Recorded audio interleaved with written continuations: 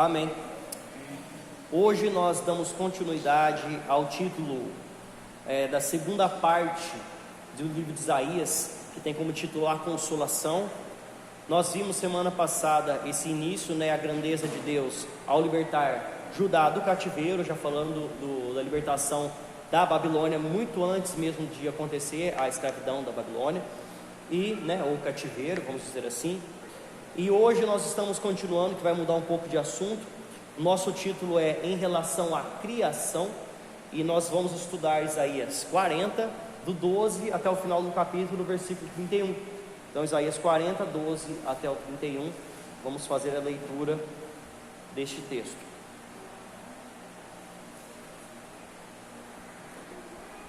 Amém.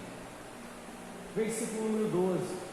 A partir do versículo número 12 em diante aqui, nós já vemos uma comparação, uma pergunta de o que pode se comparar a Deus, Ele começa a citar as grandezas de Deus aqui, o tamanho, a imensidão do poder de Deus, para a gente começar a tentar imaginar a nossa posição diante do Criador, Ele já começa assim: na concha da sua mão, tenta imaginar essa cena, na concha da mão de Deus, Ele toma a medida dos céus a palmos, Ele consegue tomar a medida dos céus a palmos. Na concha das mãos Ele toma toda a água do mundo e coloca assim, dentro da mão dele, sabe?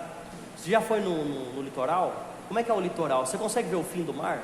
Você consegue alcançar, pelos terraplanistas, daria para nós olhar daqui e ver lá no Japão, lá reto, porque o mar está assim.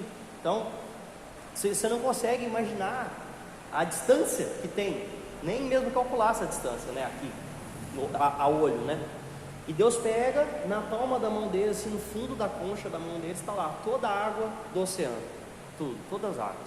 Ele mede os céus como se fosse medir um palmo, sabe?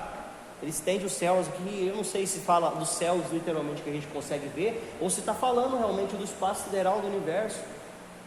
Isso aí para representar a grandeza de Deus, E ele fala: quem recolheu a terça parte de um efa, o pó da terra. Deixa eu ver aqui na minha Bíblia, tem uma medida.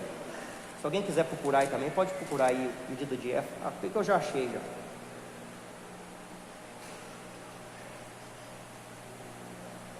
Achei e não achei. O efa é uma medida de capacidade básica. Unidade básica que está lá em Levíticos 19, 36.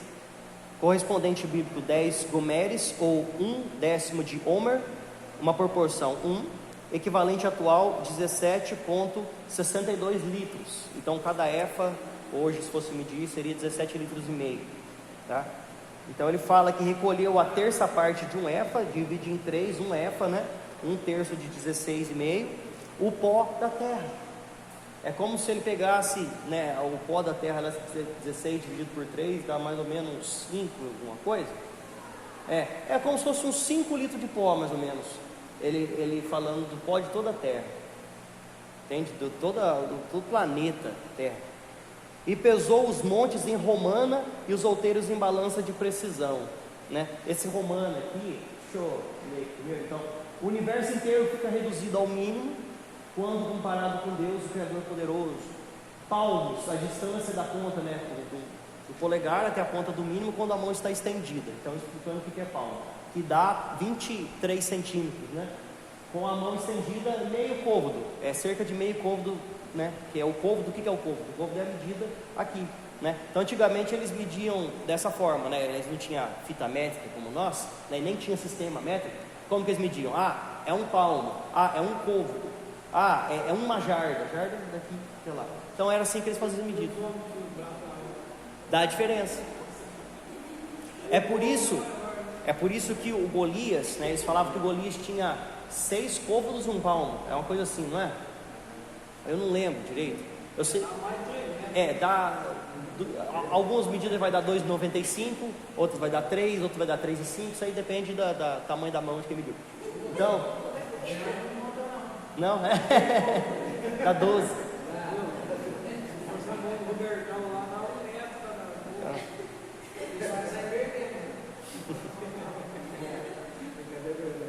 Pode passar aí? Então.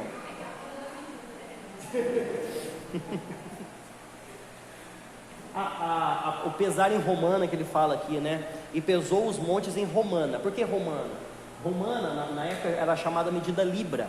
A libra, em latim, balança, quer dizer balança, ou objeto que serve para pesar. Na Roma antiga, era uma unidade de peso que equivalia, no sistema métrico atual, a 327,368 gramas. Então, quase 330 gramas aí, né, mais ou menos, que era dividida em 12 onças, né? Onça no latim, úncia. Então, todas essas medidas aí para a gente poder, né, separar os pesos atuais aí. Então, ele mede todos os montes do planeta Terra como se fosse 330 gramas hoje para nós.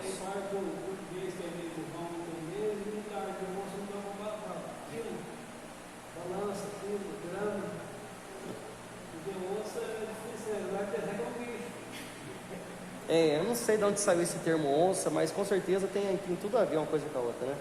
Eles pegavam as coisas tudo da natureza, né? Em balança de precisão, né? Então, pode passar. Então, para a gente ter uma noção, né, da grandeza de Deus. Aqui no versículo 13 ele continua: quem guiou o Espírito do Senhor, né? Quem que guiou o Espírito do Senhor? O Espírito do Senhor é o nosso guia. Ele é aquele que nos conduz até a salvação, né? Qual que é a responsabilidade ou o propósito da Trindade, né? É o Deus Pai, Criador, o Deus Espírito Consolador e Jesus Cristo Salvador, né? Que ele nos convence do pecado, da justiça e do juízo. Essa é a função do Espírito Santo. Então ele é o guia até Cristo. Então quem que guiou o Espírito do Senhor? Se é Ele quem guia todos, se é Ele quem guia todas as coisas, né? Ou o seu conselho, quem o ensinou? Quem pode ensinar a Deus? Quem pode ensinar aquele que sabe todas as coisas, né? O ser humano, ele tem uma curiosidade gigante, né? Uma vontade de conhecer o que é desconhecido, né? Nós não conhecemos nem o que tem dentro do nosso planeta. A maior escavação que já foi feita está lá na Sibéria, que é chamada procurei o maior buraco da Terra. Eu esqueci o nome do que deram para ele lá. Eles conseguiram escavar, atravessando a crosta terrestre, apenas 12,88 quilômetros. Conseguiram fundar no planeta 12,88 quilômetros. Só. A crosta terrestre tem 35 quilômetros. Ou seja, só para você passar da casca da laranja, né? Pensando que o planeta Terra é uma laranja, só para você passar essa casca, você tem que passar 35 km, não chegar nem na metade do planeta Terra. Por que não chegou? Porque quando chegou lá embaixo, nessa profundidade, começou a temperatura a chegar a 190 graus. Porque dentro do nosso planeta tem um núcleo ali que é que nem o Sol, que chega ali a 100.000 graus. Qual é o nome da fossa? Você achou? Acha aí o nome do maior poço do escavado. Para tentar saber o que tem lá dentro. Então, né, se você for afundando, você vai chegar onde? No magma do planeta, né, na manta terrestre, você vai conseguir chegar no núcleo da Terra, que é uma temperatura absurda. Quem que fez o buraco? O ser humano. Na Rússia, não é? Lá na Rússia. É o zoom mais ignorante da Terra. É o zoom mais descrente de Deus. Achou?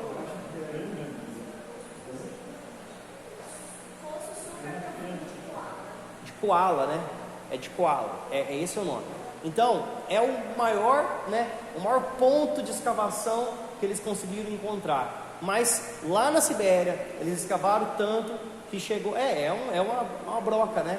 Eles não conseguiram, porque começou a quebrar a broca não fundava mais, né? Chegou a 190 graus lá, menos da metade da crosta terrestre. Imagina se ele atravessa a crosta terrestre, chega no magma, no núcleo, como que ia conseguir chegar?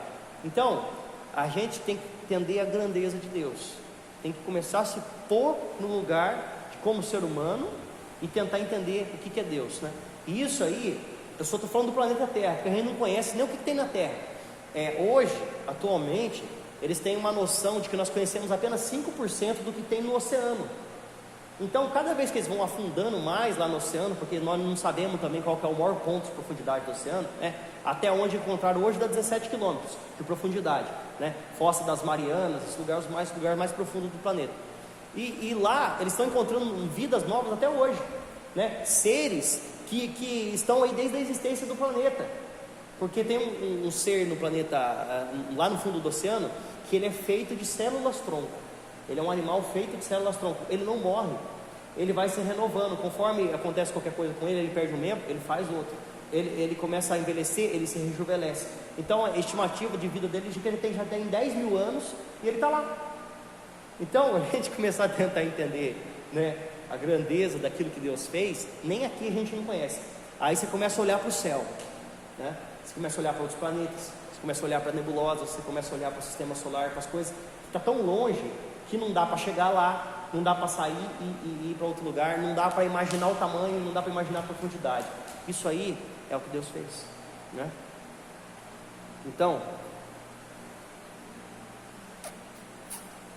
quem? Interessante na terra nossa, você pensa ser só terra, não é só terra. Embaixo é tudo Pedra, água. Ali na chácara que nós estávamos trabalhando, eles foram mortos lá. Deu 13 metros, acabou a terra. Aí começou a pedra. Ele foi 320 metros, né? Foram 320 metros de terra e não achou água.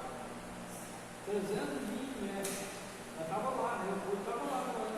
Eles ficaram 6 dias furando pedra, né? Pedra. Mas fiquei um monte de pó de pedra, assim, uns 5, 6 metros de volta, assim, tudo pó de pedra. A pedra é mais fácil de furar do que a terra. Porque é uma internet que eles usam Mas demora. como é que chama? Vídeo. Vidia, né? De vidia.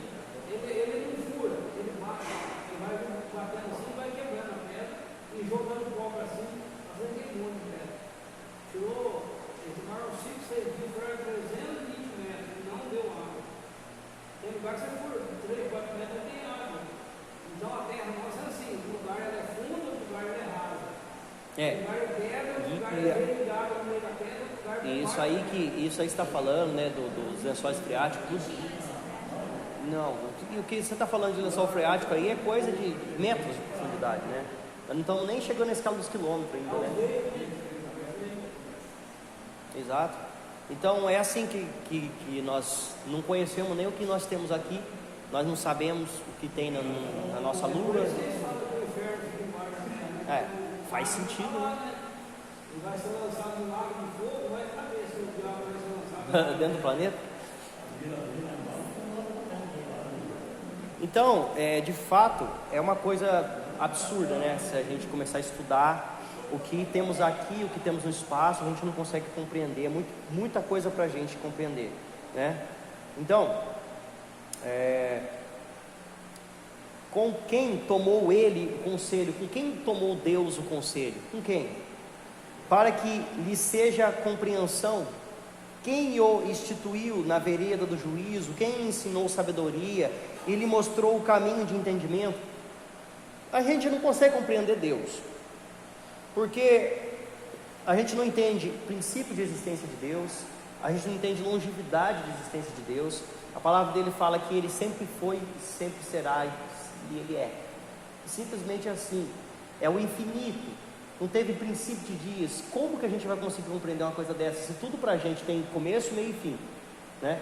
Então, você já fica meio maluco. Quem criou Deus? É o que ele fala aqui. Com quem que ele tomou o conselho? Com quem ele conseguiu sabedoria? Com quem ele foi para poder ter entendimento? Com quem? É ele. É ele mesmo, não é com alguém, é ele. Por isso que o Deuteronômio 29 fala sobre isso, né? As coisas reveladas são para nós, porém o culto pertence a Deus e acabou. Tem coisas que é impossível a gente conseguir compreender, né? A mente do homem tem um limite. Deus limitou o homem. Ele limitou o homem, limitou os anjos, ele limitou todos que ele criou. Só ele que não tem limite. Ele fala assim, agora comparando o ser humano, né? Eis que as nações são consideradas por ele como um grão de pó que cai da balança, ou como um pingo que cai de um balde. As ilhas são como pó fino que se levanta, mostrando a perspectiva de Deus diante do planeta, olhando o ser humano, uma coisa mínima, um pó, né? Um grãozinho de areia, um pozinho, uma gotinha de água que cai do balde. Então é insignificante tudo aquilo que ele mesmo fez. Nem todo o Líbano basta para queimar, nem os seus animais para um holocausto. Se fosse uma coisa assim, em perspectiva, né? Vamos falar assim, né? Se a gente vai fazer uma coisa para nós, você vai lá queimar um animal para poder fazer um sacrifício. Você pega um animal só, é muita coisa, são quilos e quilos de carne. Mas diante de Deus, o que é isso? Né? Ele fala, se fosse fazer um holocausto para Ele, né? Se fosse uma coisa em perspectiva, em proporção a Ele, nem todo animal do planeta, nem todo animal do Líbano, nem todas as árvores, nem nada disso seria suficiente para poder fazer um holocausto. Aqui ele fala como uma gota que cai de um balde, né? Um pingo que cai do balde, um grão no pó de balança.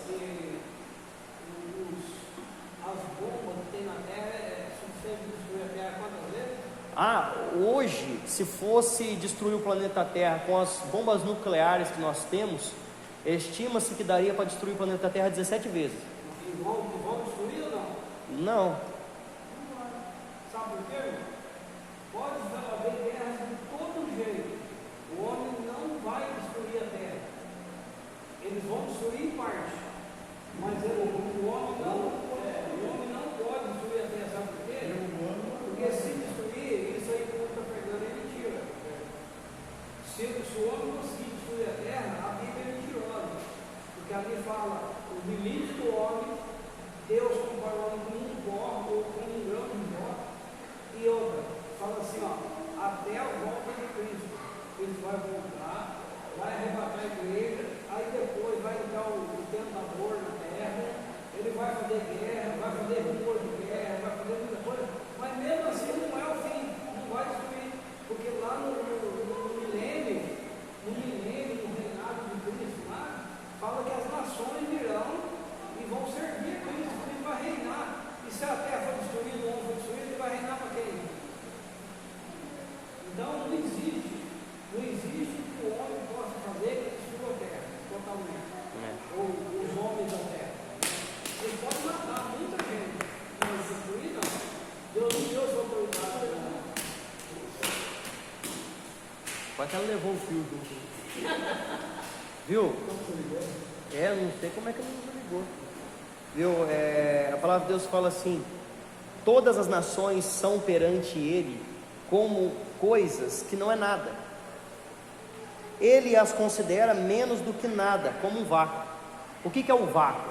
O vácuo é onde não existe nada. Nada está presente no vácuo. Não tem ar, não tem oxigênio. Nem o oxigênio não tem no vácuo. É zero, é nulo, é neutro, não tem nada, né? É o absoluto nosso, né? Pode passar?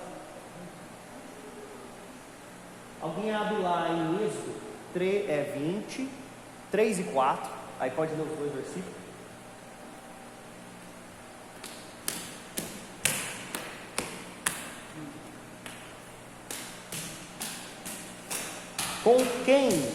Com quem comparareis a Deus? Ou que coisa semelhante confrontareis com Ele? O artífice funde a imagem, e o ourives a cobre de ouro, e cadeias de prata forja para ela. O sacerdote idólatra escolhe madeira que não se corrompe, e busca um artífice perito para assentar uma imagem esculpida que não oscile. Aqui ele fala, o ser humano quer representar Deus, né? Ele quer falar quem que é Deus. Como já muitas vezes no passado e até hoje se fazem imagens de fundição, ou de madeira, ou de barro, né, de materiais assim, para poder adorar aquela imagem, né, para as pessoas se prostrar diante de um ídolo e poder fazer as preces a ele, pedir a ele alguma coisa que ele não pode dar. Deus simplesmente condena a prática de tentar reproduzir a imagem dele. Ele não quer que você tente fazer a imagem dele, né? porque você não conhece a imagem de Deus. O único que viu Deus pessoalmente, de costas, foi Moisés. Não teve outra passagem na Bíblia, outra pessoa descrita na Bíblia que tenha visto Deus pessoalmente, né? Isaías fala: eu vi Deus assentado no seu trono, mas ele viu o poder de Deus, ele viu a glória de Deus, ele não viu Deus fisicamente, né? Então, todas as vezes que alguém viu Jesus, por exemplo, não fala que é o anjo, né? Ele fala que viu o anjo do Senhor. Então o anjo do Senhor pode ser Jesus Cristo, ou pode ser o anjo mesmo. Apareceu para Abraão, apareceu para Gideão. Fala que é um homem, é um anjo, um homem apareceu para eles. E aí fala que tem outro lugar que relata que é Jesus que apareceu. Pode ler aí quem achou, Êxodo 20. Não terás outros deuses diante de mim, não farás para ti imagem de escultura, nem alguma semelhança que há em cima do céu, nem embaixo da terra, nem nas águas debaixo da terra. Esse é o 4, os 3 e 4. Esse 3 e 4. Deus, ele não quer nem que represente ele como imagem, né? E não quer que faça nenhum ídolo, logicamente, porque aí se torna idolatria e aí confronta o poder dele. E de fato, nós não temos ideia de como é Deus. Como que a gente vai representar Deus numa imagem, né? Como que a gente vai adorar um Deus, né? Tentar imaginar um Deus que nós não vimos. Então, ele já não quer que faça essa imagem, ele condena a prática da idolatria, e aqui ele descreve a forma que as pessoas faziam e ainda fazem até hoje, né? E Salmo 115, né, para quem quiser ler.